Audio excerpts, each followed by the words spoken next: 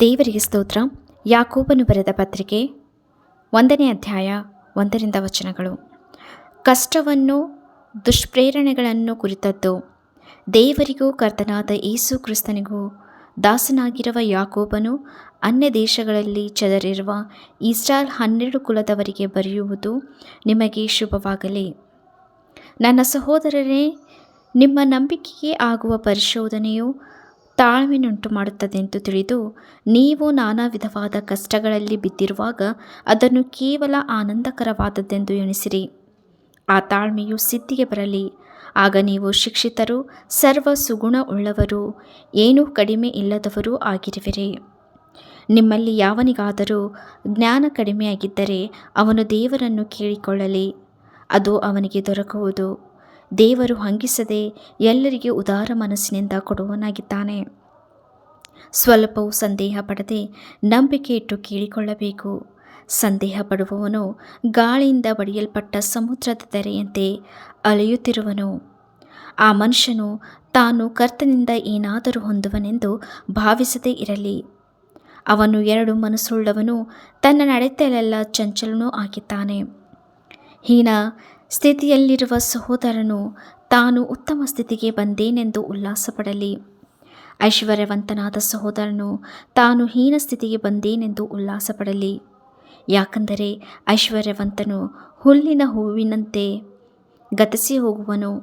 ಸೂರ್ಯನು ಉದಯಿಸಿ ಉಷ್ಣವಾದ ಗಾಳಿ ಬೀಸಿ ಹುಲ್ಲನ್ನು ಬಾಡಿಸಲು ಆ ಹುಲ್ಲಿನ ಹೂವು ಉದುರಿ ಅದರ ರೂಪದ ಸೊಗಸು ಕೆಡುವುದಷ್ಟೇ. ಹೀಗೆ ಐಶ್ವರ್ಯವಂತನು ತನ್ನ ವ್ಯವಹಾರಗಳಲ್ಲಿಯೇ ಕುಂದಿ ಹೋಗುವನು. ಕಷ್ಟವನ್ನು ಸಹಿಸಿಕೊಳ್ಳುವವನು ಧನ್ಯನು. ಅವನು ಪರಿಶೋಧಿತನಾದ ಮೇಲೆ ಜೀವವೆಂಬ ಜಯಮಾಲೆಯನ್ನು ಹೊಂದುವನು. ಸ್ವಾಮಿಯು ತನ್ನನ್ನು ಪ್ರೀತಿಸುವವರಿಗೆ ಇದನ್ನು ವಾಗ್ದಾನ ಮಾಡಿದ್ದಾನೆ. ಯಾವನಾದರೂ ಪಾಪ ಮಾಡುವುದಕ್ಕೆ ಪ್ರೇರೇಪಿಸಲ್ಪಡುವಾಗ ಈ ಪ್ರೇರಣೆಯು ನನಗೆ ದೇವರಿಂದ ಉಂಟಾಯಿತೆಂದು ಹೇಳಬಾರದು. ದೇವರು ಕೆಟ್ಟದ್ದಕ್ಕೇನೂ ಸಂಬಂಧಪಟ್ಟವನಲ್ಲ. ಆತನು ಯಾರನ್ನು ಪಾಪಕ್ಕೆ ಪ್ರೇರೇಪಿಸುವುದಿಲ್ಲ. ಆದರೆ ಪ್ರತಿಯೊಬ್ಬನು ತನ್ನಲ್ಲಿರುವ ಆಶಾಪಾಶದಿಂದ ಎಳೆಯಲ್ಪಟ್ಟು ಮರುಳುಗೊಂಡವನಾಗಿ ಪ್ರೇರೇಪಿಸಲ್ಪಡುತ್ತಾನೆ. ಆಮೇಲೆ ಆಶೆಯು ಬಸುರಾಗಿ ಪಾಪವನ್ನು ಹೇರುತ್ತದೆ.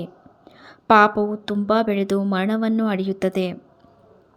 ನನ್ನ ಪ್ರಿಯ ಸಹೋದರರೇ, ಮೋಸ ಹೋಗಬೇಡಿರಿ. ಎಲ್ಲ ಒಳ್ಳೆಯ ದಾನಗಳು, ಕುಂದಿಲ್ಲದ ಎಲ್ಲ ವರಗಳು ಮೇಲಿನಿಂದ ಸಕಲ ವಿಧವಾದ ಬೆಳಕಿಗೂ ಮೂಲ ಕಾರಣನಾದವನಿಂದ ಇಳಿದು ಬರುತ್ತದೆ. ಆತನಲ್ಲಿ ಚಂಚಲತ್ವವೇನೂ ಇಲ್ಲ, ವ್ಯತ್ಯಾಸದ ಸೂಚನೆಯೂ ಇಲ್ಲ. ಆತನು ತನ್ನ ಸುಚಿತ್ತದ ಪ್ರಕಾರ ಸತ್ತ ಬೋಧನೆಯ ವಾಕ್ಯದಿಂದ ನಮ್ಮನ್ನು ಹುಟ್ಟಿಸಲಾಗಿ ನಾವು ಆತನ ಸೃಷ್ಟಿಗಳಲ್ಲಿ ಪ್ರಥಮ ಫಲವಾದಂತಾದೆವು. ದೇವರ ವಾಕ್ಯವನ್ನು ಕೇಳಿ ಅದನ್ನು ಅನುಸರಿಸುವುದರ ವಿಷಯವು. ನನ್ನ ಪ್ರಿಯ ಸಹೋದರರೇ, ನೀವು ಬಲ್ಲವರು. ಆದರೆ ಪ್ರತಿಯೊಬ್ಬನು ಕಿವಿಗೊಡುವುದರಲ್ಲಿ ತೀವ್ರವಾಗಿಯೂ ಮಾತಾಡುವುದರಲ್ಲಿ ನಿಧಾನವಾಗಿಯೂ ಇರಲಿ.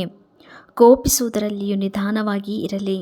ಮನುಷ್ಯನ ಕೋಪವು ದೇವರಿಗೆ ಮೆಚ್ಚಿಕೆಯಾಗಿರುವ ನೀತಿಗೆ ಅನುಕೂಲವಾಗುವುದಿಲ್ಲ. ಆದ ಕಾರಣ ಎಲ್ಲ ನೀಚತನವನ್ನು ಎಲ್ಲ ದುಷ್ಟತನವನ್ನು ತೆಗೆದುಹಾಕಿ ಮನಸ್ಸಿನೊಳಗೆ ಬೇರೂರಿರುವ ವಾಕ್ಯಕ್ಕೆ ನಮ್ರತೆಯಿಂದ ಎಡೆಗೊಡಿರಿ. ಅದು ನಿಮ್ಮ ಆತ್ಮಗಳನ್ನು ರಕ್ಷಿಸುವುದಕ್ಕೆ ಸಾಮರ್ಥ್ಯವುಳ್ಳದಾಗಿದೆ. ವಾಕ್ಯದ ಪ್ರಕಾರ ನಡೆಯುವರಾಗಿರಿ. ಅದನ್ನು ಕೇಳುವವರು ಮಾತ್ರವೇ ಆಗಿದ್ದು ನಿಮ್ಮನ್ನು ನೀವೇ ಮೋಸಗೊಳಿಸಬೇಡಿರಿ. ಯಾವನಾದರೂ ವಾಕ್ಯವನ್ನು ಕೇಳುವವನಾದರೂ ಅದರ ಪ್ರಕಾರ ನಡೆಯದಿದ್ದರೆ ಅವನು ಕನ್ನಡಿಯಲ್ಲಿ ತನ್ನ ಹುಟ್ಟು ಮುಖವನ್ನು ನೋಡಿದ ಮನುಷ್ಯನಂತಿರುವನು. ಇವನು ತನ್ನನ್ನು ನೋಡಿಕೊಂಡು ಹೋಗಿ ತಾನು ಹೀಗೆ ಇದ್ದೇನೆಂಬುದನ್ನು ಆ ಕ್ಷಣವೇ ಮರೆತು ಬಿಡುವನು. ಆದರೆ ಬಿಡುಗಡೆಯನ್ನುಂಟು ಮಾಡುವ ಸರ್ವೋತ್ತಮ ಧರ್ಮ ಪ್ರಮಾಣವನ್ನು ಲಕ್ಷ್ಯಕೊಟ್ಟು ನೋಡಿ. ಇನ್ನು ನೋಡುತ್ತಲೇ ಇರುವವನು ವಾಕ್ಯವನ್ನು ಕೇಳಿ ಮರೆತು ಹೋಗುವನಾಗಿರದೆ ಅದರ ಪ್ರಕಾರ ನಡೆಯುವನಾಗಿದ್ದು ತನ್ನ ನಡತೆಯಿಂದ ಧನ್ಯನಾಗುವನು.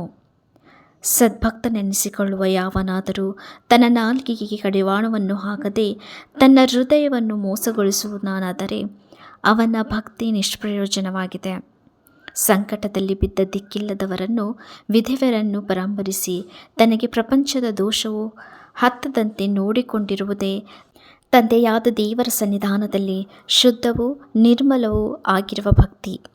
ಈ ವಾಕ್ಯವು ಯಾಕೋಬನು ಬರೆದ ಪತ್ರಿಕೆ 1ನೇ ಅಧ್ಯಾಯ 1ರಿಂದ 27 ತನಕ ವಚನಗಳು.